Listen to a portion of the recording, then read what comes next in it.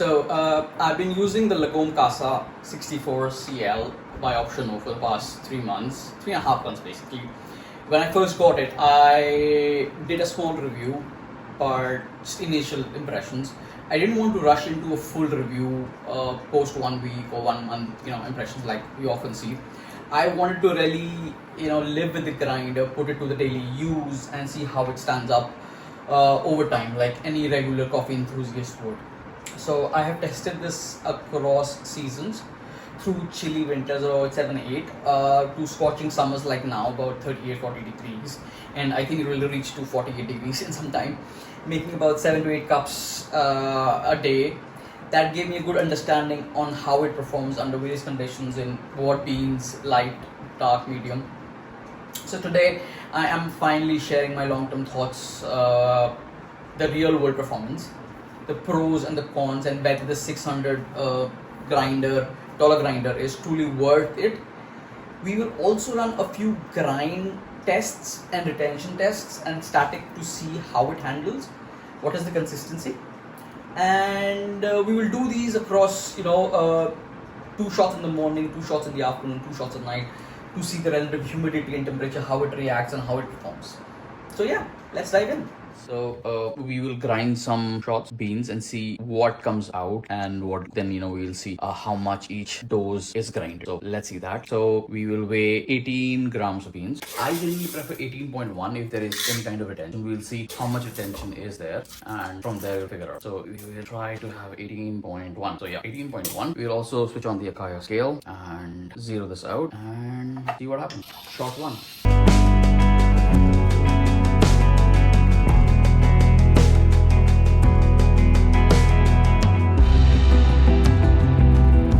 $18 grams out. So I think 0.1 gram retention is what the grinder has. Let's see.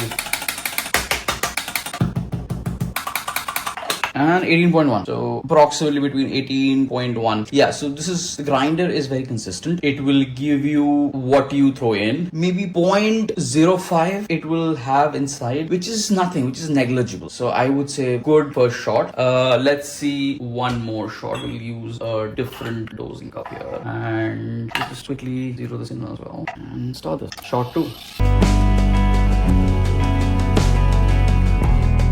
And as you see, it's done. It takes a little time because it runs at a low RPM, but I think the results will be similar. It's 18 grams and 0.1 gram, which is nothing, will be in the dosing grind chambers or the burrs, which is good enough. So yeah, I think okay.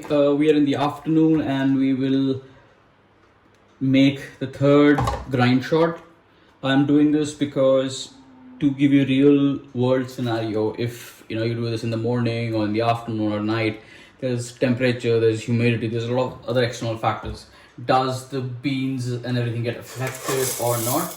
So let's quickly see. So again, same thing, 18.1 grams, and we will then grind it to see how much do we get. So 18.1 grams, tear the dosing cup, and let's start.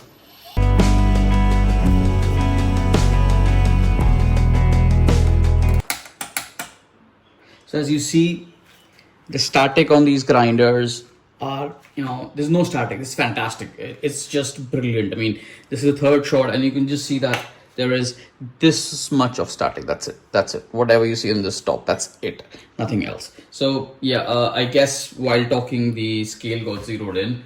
Not a problem. We will just put it on portafilter and just check it out. So not a problem since we're making coffee in the afternoon.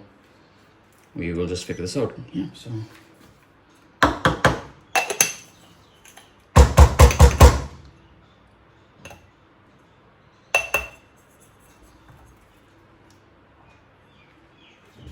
It's 18.1. We dosed 18.1 and we have 18.1 on the portafilter. Shot 4 time, and we will just stir this. We had already weighed this, and we'll see what happens.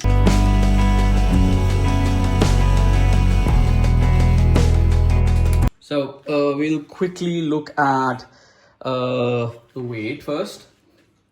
So again, 18 grams, 18.1 in, 18 grams out. So 0.1 gram in the grind chamber, which is not much. And others were 18.1 as well. So not a big factor. But what I want to show you is, let me just zoom in, is the static. Just look at the static over here. Nothing. Nothing. Let's look at this. This is just a little static. I think it's not even static. I think because of how this grinder, this dosing cup chute is presented, it's the outlet is here. So there's a little bit of spillover. This is not static. This is no way static. This is just spillover. So we did this shot in the afternoon at about 3 p.m. and you see the results. It's 18.1, then 18.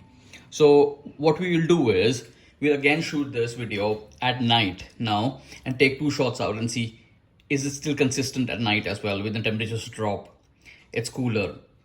So till now the grinder is very consistent, no static, but yes, this grinder till now is doing fantastically. We had a little drift issues, but that's okay. We fixed that problem. No grinder is perfect is what I realized after owning about 4 grinders. So yeah. So we are in the night at about 9 p.m. Let's quickly do this. Gonna dose in 18.1 and we will skip the grinding part of the video because just to not make the video longer, and we'll come to the in and out of the results so that it's easier for everyone. So yeah.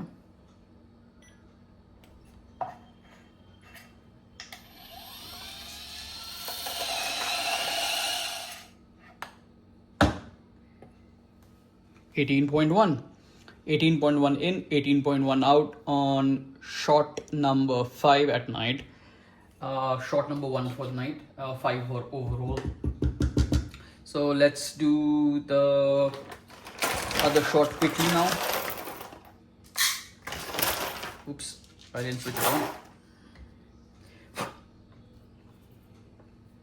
Let's do shot number 6 and second for the night.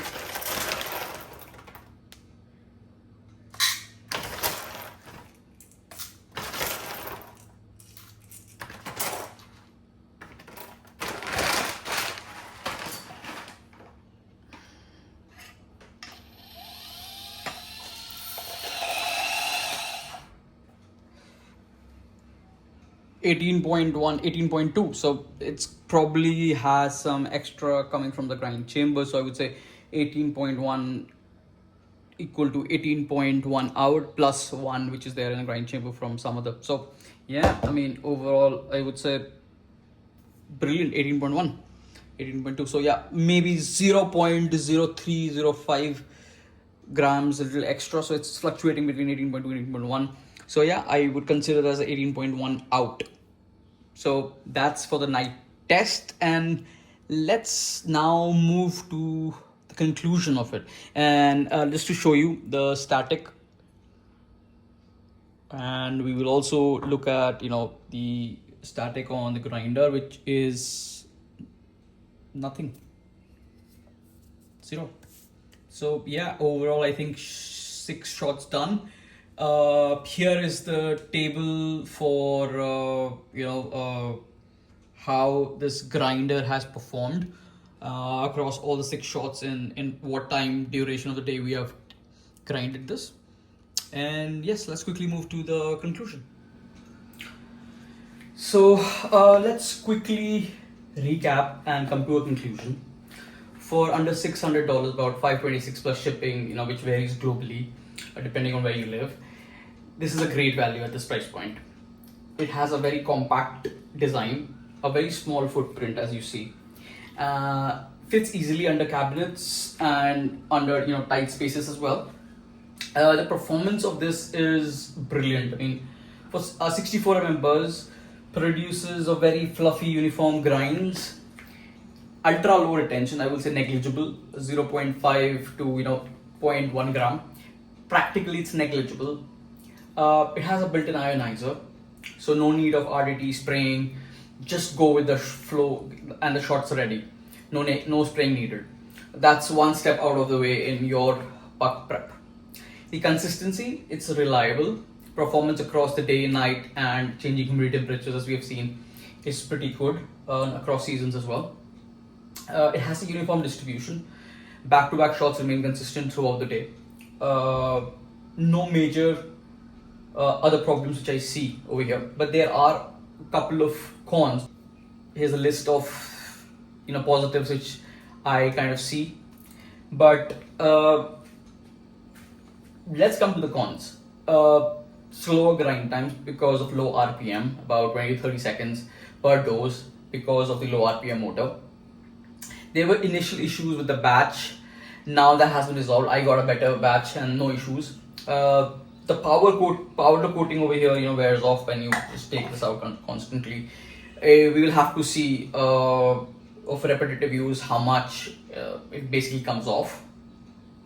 The chute is not aligned properly with the catch cup. It should be in the middle like this, but because of design, some of the fluffy grinds can come out over here, and the fine grounds then too generally spill out.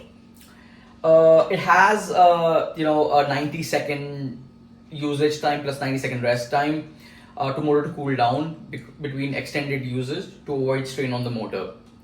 I think with all these cons over here, I think this overall grinder, I would say in my conclusion, which I would like to add, is the 64CL from Lagom Optional is a fantastic grinder for its price. Despite the minor quirks like a slower motor which they have built in over here, and chute alignment, its build quality, grind consistency, low retention, and static free experience makes it a top tier choice under $600 for a 64 burr grinder. It stands strong against higher priced grinders like the Mazda Filos, which has a plastic knocker and this is a metal, and has 64 flat burrs, which costs about $1,000 or €1,000 and maybe 2,000 francs. Minion, DF64V, and other grinders. This could make a long-term workhorse for a home barista. And I don't say that it's a very good grinder. I think it's a solid investment, but we will have to see if it stands the test of time or not. So I will keep you guys updated. Thank you so much for watching, and this grinder is definitely recommended by me. So yeah, cheers.